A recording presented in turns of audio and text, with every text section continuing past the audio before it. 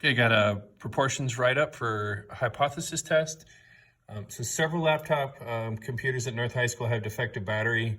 The manufacturer will replace every battery if a majority of the computers have the same defective part.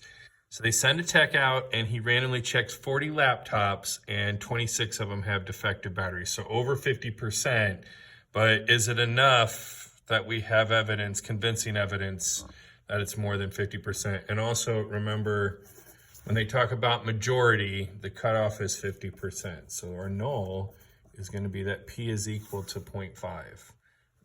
And our alternate is going to be that P is greater than 0.5. When don't tell us, we're going to just make alpha 5% just to streamline the process, and then define the parameter. So P is the true population proportion of computers, this laptops. I don't know how many batteries regular computers have, but we might as well get it right. So the true proportion of laptops at North High School that have a defective battery.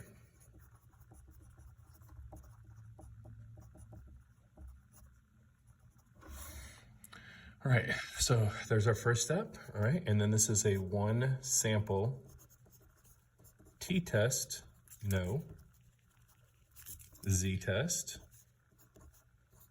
for p. It would be a t-test if it was a means problem and this was mu, but I haven't caught it before I even finished writing it down, all right? And then we have our three conditions,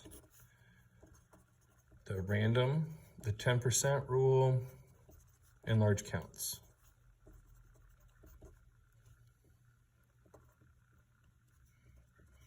All right, so we had a random sample of 40 laptops.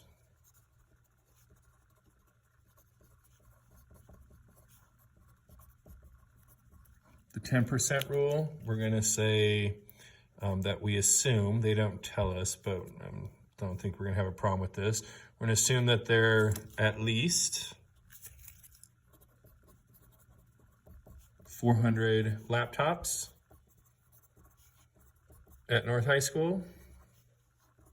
In Frisco, we don't have a hard time with that. If you live out in the country, you might think that's crazy. Large counts, remember we need to have, for a hypothesis test, this is expected counts. So we're gonna do 0.5, whatever P naught is, and 1 minus P naught, which actually happens to be 0.5 as well. And then multiply it times population size, excuse me. And we get 20 for both of those. And when it's 50% as the cutoff, you still have to write out, excuse me, the work, and you need to do it twice. You can't say, oh, it's the same for both. No. All right, and then plug this in calculator now. So we're going to go to stat test, and this is a one prop z test. Remember, we still write one sample z test for P. TI has their own version of that. And I've already gone ahead and plugged all this in because I had to make sure stuff worked. So P naught is 0.5, and then we had 26 out of 40 successes, which is a bad battery in this case. And we're trying to show that, oh, this isn't right, because I did a different one. We're trying to show that our number is that the true population proportion is greater than 50%, which is what P naught is. So we can get those free batteries. And there's our numbers. Now, so we give, for a proportions problem, we write down what Z is, and then we write down P value. And the calculator says P, but it's not P. P is the true population proportion, etc. So this has to be P value, and it absolutely makes a difference. So don't do it. All right, and then that P value is less than alpha. So we're gonna reject the null, and we're gonna say we have evidence of more than 50%, which means yes, we should recall the batteries, and then we'll finish up this part down here.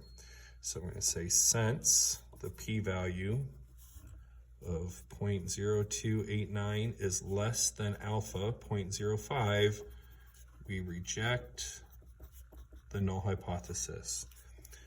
We have convincing evidence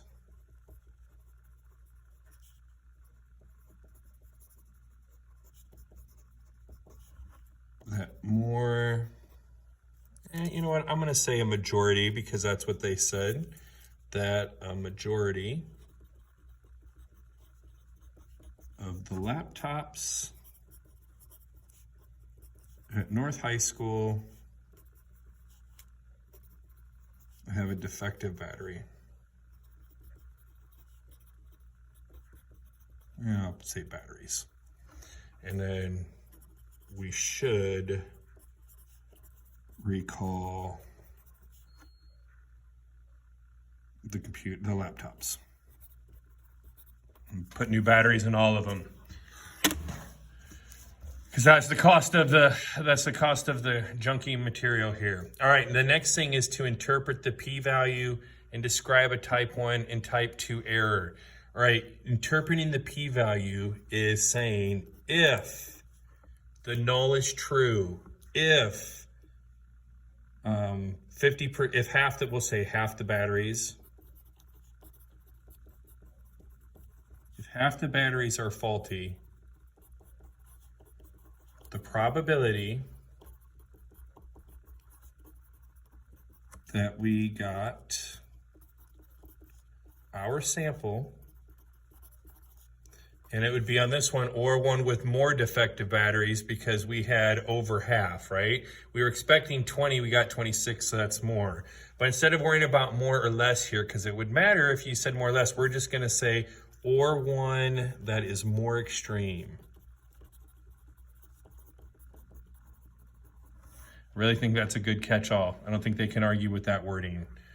And then you give the p-value, 0.0289. So there's only, if in fact this is true that it's 50%, instead of being more than 50%, or maybe you could say not more than 50% if you would rather, but if in fact the null is true, so we're just gonna write it, if in fact half the batteries are faulty, the probability we got our sample or one that's more extreme is whatever that number is. If the null is true, the probability that we got our sample or one or more extreme is then the p-value.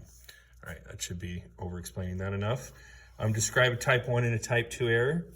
So a type 1 error is when we reject the null, but we shouldn't have, okay? And that's this, what we just basically got done saying here. So if it said, which type could you have made? It would have been type 1. This one said, do a type 1 and a type 2. So a type 1 is when we have convincing evidence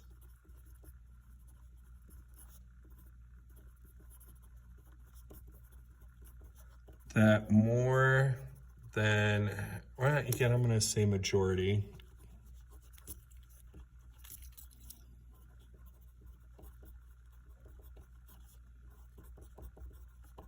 of the batteries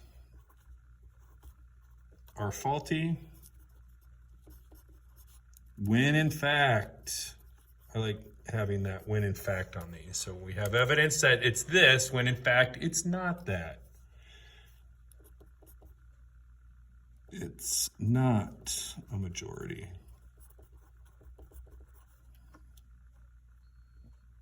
Okay, that's the consequence in context. I'm sorry, that's the error in context. We also need to give the consequence. So if we think a majority of the batteries are faulty, but then they're not, what's gonna happen? Well, we're gonna recall the computers, we're gonna replace every freaking battery, and we didn't need to. So we're going to lose money on that one. So say we replace the batteries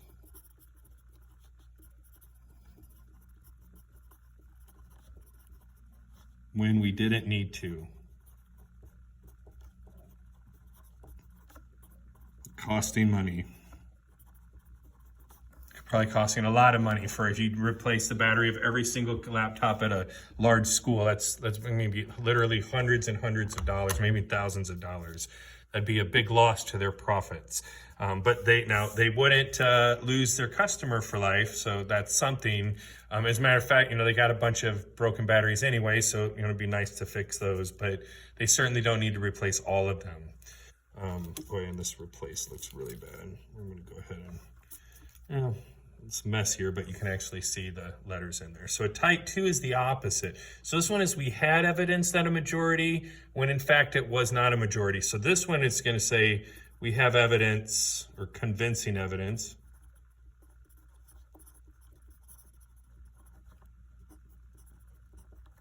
that a majority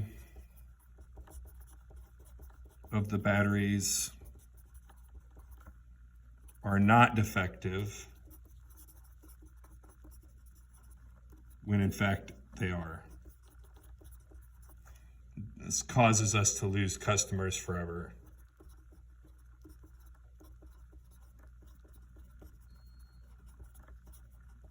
Because if really more than half of them are broke and they come through and they do their thing and then they say, no, it's fine, we'll just replace these 26 or whatever they would have done if they didn't have evidence of over half. That's going to happen. And then, but really, we got a bunch of broken computers or computers that aren't working the way they're supposed to. And then the school's not going to buy computers from that company ever again. Especially they'll feel like they've been wronged. All right. Well, there's a really good question. Lots of follow up. Oh, and by the way, on this one, they didn't ask, but I would say this one's worse. This one is a fixed cost loss. We lose money on the batteries, but then it's over. We also do get some goodwill. We get something out of it.